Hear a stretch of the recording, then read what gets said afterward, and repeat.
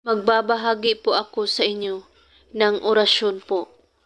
Santo Niño, orasyon po ito para pampaamo sa lahat ng tao.